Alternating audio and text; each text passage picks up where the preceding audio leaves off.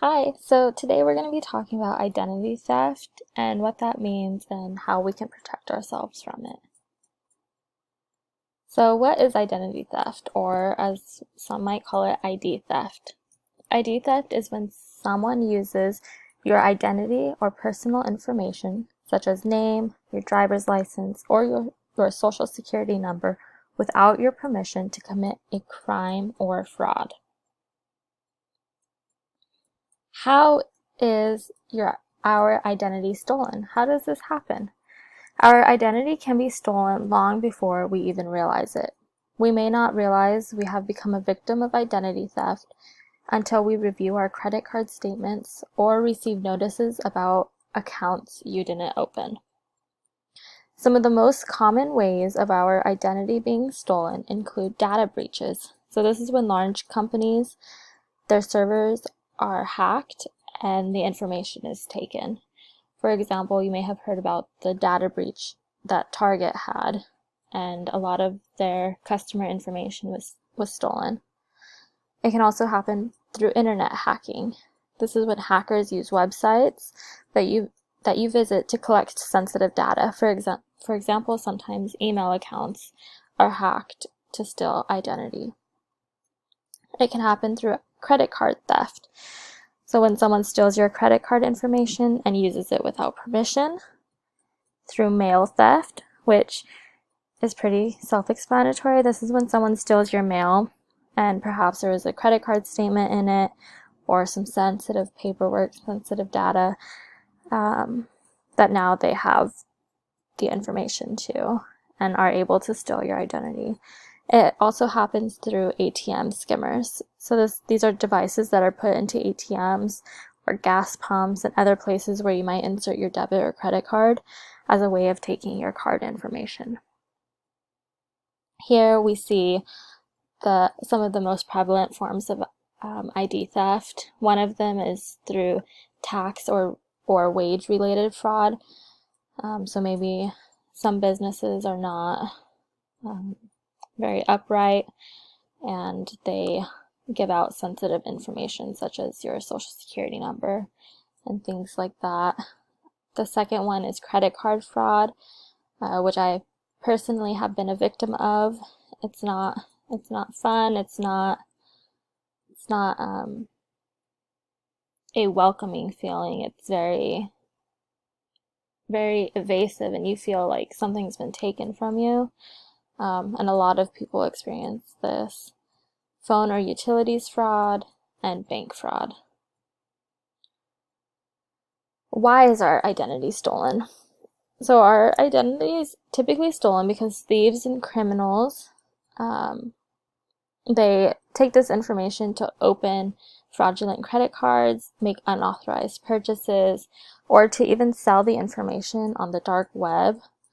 And lastly, to file taxes or steal tax refunds. So perhaps they have your information, they file your taxes before you do, and now they have access to your tax return.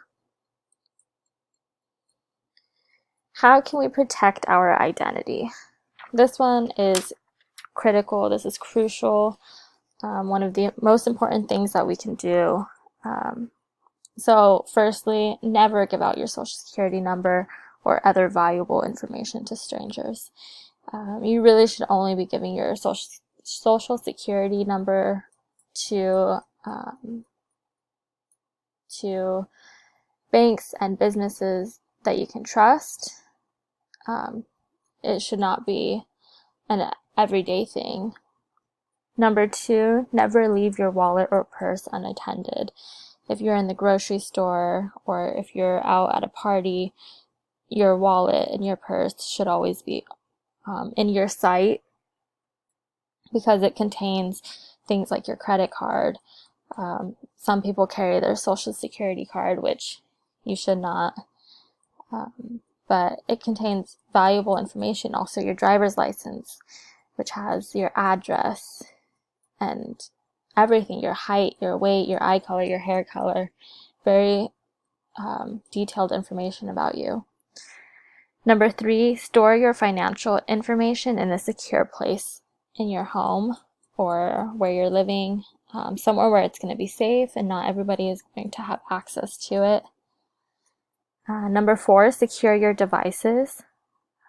If you're like me, you probably opted for paperless statements on financial documents. And this is where you need to protect your devices, making sure you have a firewall and updated antivirus, anti-spyware, and anti-phishing software. You should also be creating strong passwords so that people are not able to access your bank information and different important information that we keep online. Number 5, you should monitor your accounts frequently. This is probably one of the best things that you can do. Just constantly checking your accounts, making sure there's no unauthorized purchases being made. That's really one of the easiest and best things that you can do. Over here, it's another graphic of what you can do to protect yourself from identity theft online.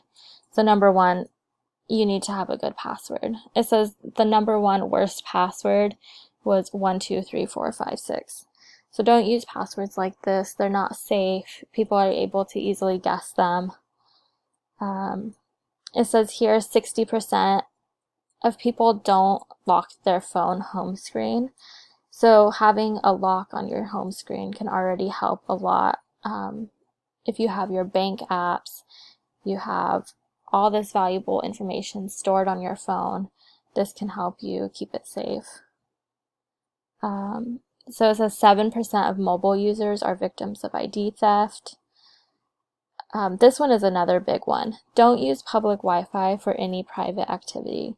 If you're in public and you want to check your bank account on a public Wi-Fi, I highly suggest that you don't. If you're able to log into a VPN, that can help protect you. Otherwise, disconnect from the Wi-Fi and use your cellular data, but never ever check personal information from a public Wi-Fi. That's one of the biggest mistakes that people make. And here are my resources. I hope you enjoyed and I hope you learned a couple of things about identity theft.